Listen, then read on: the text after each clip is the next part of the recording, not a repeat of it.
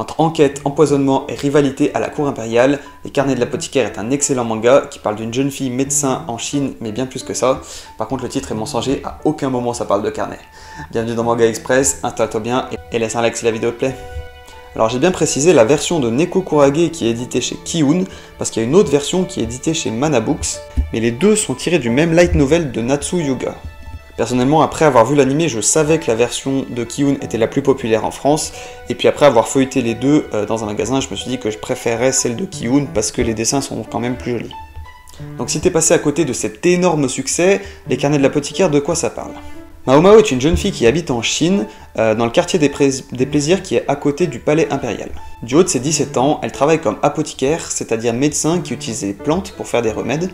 Elle est pour ainsi dire savante parce qu'elle sait lire, écrire et elle a beaucoup de connaissances. Malheureusement, Mao Mao se fait enlever pour être revendue au palais impérial et y travailler comme domestique et y faire des tâches simples.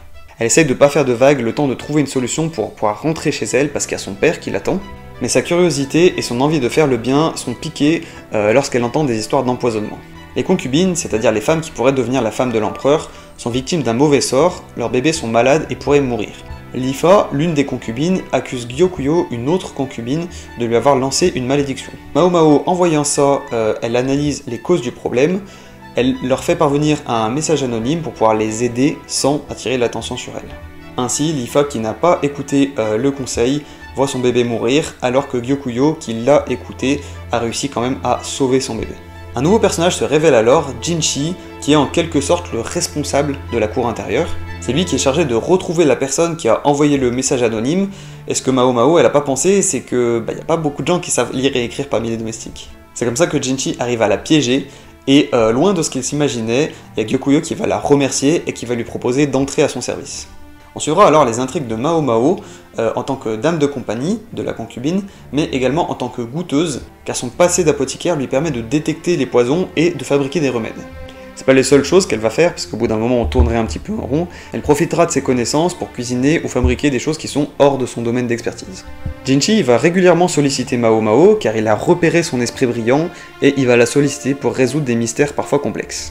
Ces deux personnages sont le gros point fort du manga, parce que c'est des personnages qu'on va apprendre à découvrir au fur et à mesure, ils vont avoir pas mal de couches de personnalité qu'on va découvrir, et leur relation elle est très drôle.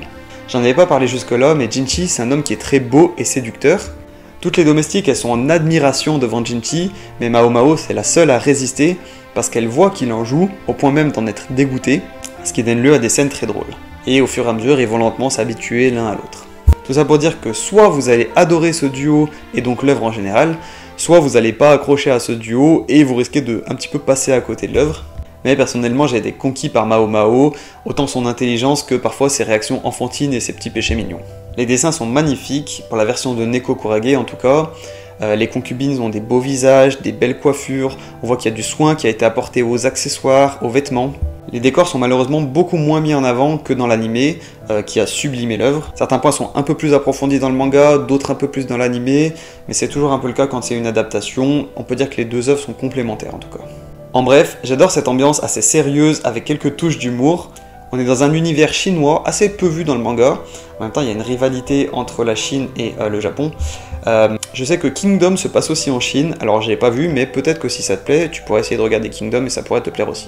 Comme j'ai pu te faire comprendre, le scénario est excellent avec ses énigmes, les personnages autant principaux que secondaires sont développés et le rythme est très agréable à lire. Voici les notes que je lui ai données et tu l'auras compris, je le recommande à 200%.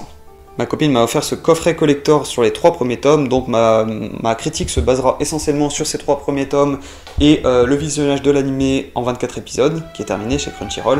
Et pour donner un équivalent, on est à peu près, la fin du 3e tome correspond au 9e épisode. On arrive à la fin de la présentation, comme d'habitude pense à laisser un petit commentaire et un like si ça t'a plu, à t'abonner si c'est toujours pas le cas, je fais des présentations de mangas les vendredis, et d'autres petites vidéos en rapport avec les mangas et les animés régulièrement. Pense aussi à partager la vidéo à tes potes pour leur faire découvrir des nouveaux animés et nous faire augmenter la communauté pour qu'on dépasse les 1000 personnes d'ici la fin de l'année. Je te remercie d'avoir vu ma vidéo jusque là et je t'invite à aller regarder une de mes autres vidéos.